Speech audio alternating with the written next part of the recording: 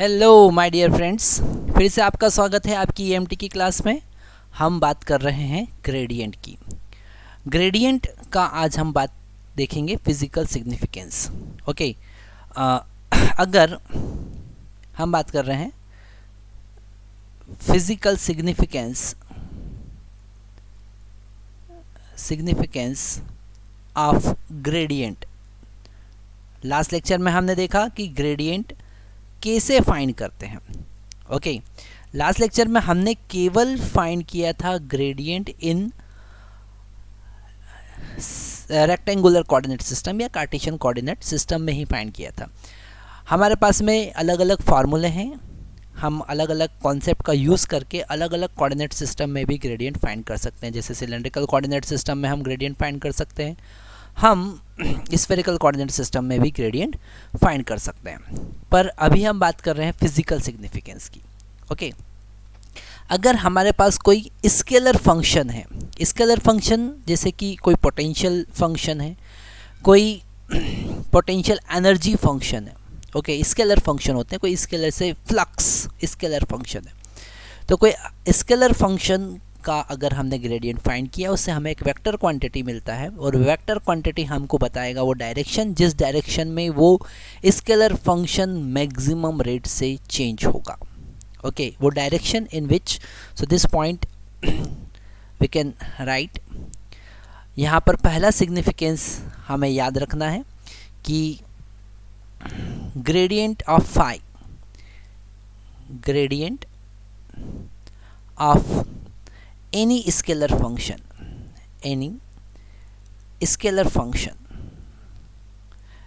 is equal to, वो हमको एक डायरेक्शन बताएगा, gives a direction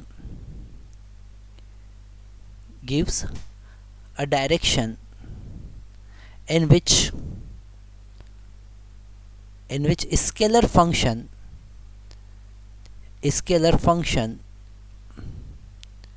changes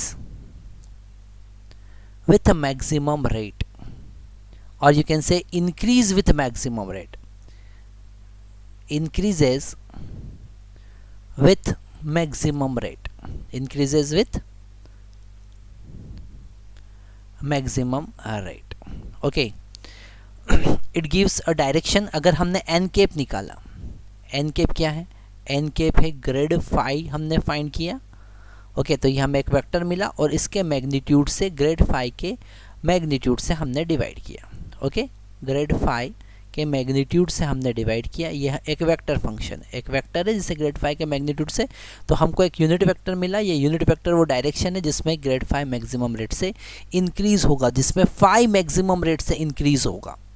okay, तो जब कभी हमको मैक्सिमम रेट ऑफ इंक्रीमेंट या direction of maximum rate of increment find करना है, तो हमको ग्रेडियंट ऑफ फाई फाइंड करना होगा, मैग्नीट्यूड भी और डायरेक्शन भी।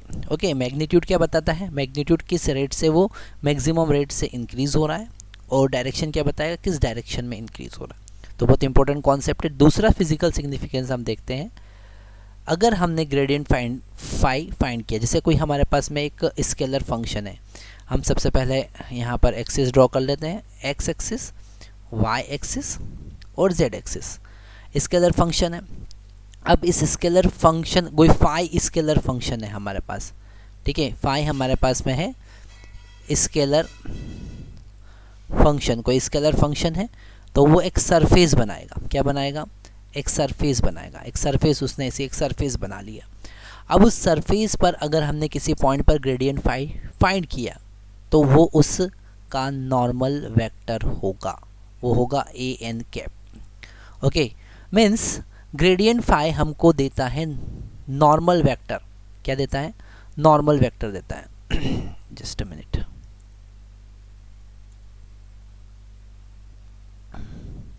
ग्रेडियंट फाई हमको क्या देता है?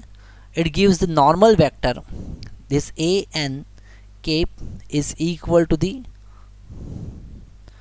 Normal vector to the normal vector to the function, to the surface of phi। ठीक है, वापिस एक बार हम ध्यान से समझते हैं। अगर कोई स्केलर फंक्शन की हम बात करते हैं तो स्केलर फंक्शन एक सरफेस हमको बनाता है, एक सरफेस बनता है, स्केलर सरफेस बनता है। उस सरफेस पे किसी पॉइंट पर अगर हमने ग्रेडियंट फाइंड किया है तो वो उसका नॉर्मल डायरेक्शन देता है। ओके, मतलब कि it gives the normal vector to the surface phi. Okay, ये दो फिजिकल सिग्निफिकेंस हमें अच्छे से याद रखना है। ग्रेडियंट फाई के एप्लीकेशन भी, ग्रेड फाई के एप्लीकेशन भी हम देखेंगे। जैसे अगर डायरेक्शन डेरिवेटिव हमको फाइंड करना है तो कैसे फाइंड करेंगे, नॉर्मल वेक्टर फाइंड करना है तो कैसे फाइंड करेंगे। उससे पहले हमें इस लेक्चर में देखना है कि अलग अलग कोऑर्डिनेट सिस्टम में हम ग्रेडियंट फाई कैसे फाइंड करेंगे। ओके, तो पहले हम एक न्यूमेरिकल देख लेते हैं। हमारे पास एक क्वेश्चन है, अभी हम एक सिंपल न्यूमेरिकल देख रहे हैं, इससे हमें पता चलेगा कि ग्रेडियंट फाई हम कैसे फाइंड कर रहे हैं। एक न्यूमेरिकल हम ऑलरेडी लास्ट लेक्चर में देख चुके हैं। हम एक और कॉन्सेप्ट देखते हैं, हम एक और क्वेश्चन देखते हैं। क्वेश्चन है इस v का हमको ग्रेडियंट फाई फाइंड करना है। तो हमको पता है यहाँ पर ग्रेडियंट फाई, या हम इसे लिखे डेल फाई, क्या लिखेंगे, डेल v। ग्रेडियंट फाई का हमें ग्रेडियंट फाइंड करना है तो इसे हम लिखेंगे del v is equal to ax del by del x of this v plus ay cape del v by del z plus az del v by, यहाँ पर del y आना चाहिए और ये del z होगा। ओके, तो del v यहाँ पर होगा del phi और यहाँ पर phi की जगह पर v है। तो ax, अब इसे, इस फंक्शन को x के रिस्पेक्ट में डिफरेंशिएट करेंगे तो केवल x जहाँ पर है उसे ही ध्यान में रखेंगे। बाकी e⁻⁻z और cos हाइपरबोलिक y यहाँ पर कांस्टेंट होंगे। तो यहाँ पर e⁻⁻z साइन का डिफरेंशिएशन 2 cos 2x होगा, है ना, क्योंकि साइन का डिफरेंशिएशन cos x होता है और 2 का हम आगे मल्टीप्लाई कर देंगे क्योंकि x में 2 का मल्टीप्लिकेशन है, और cos hyperbolic y as it is plus ay।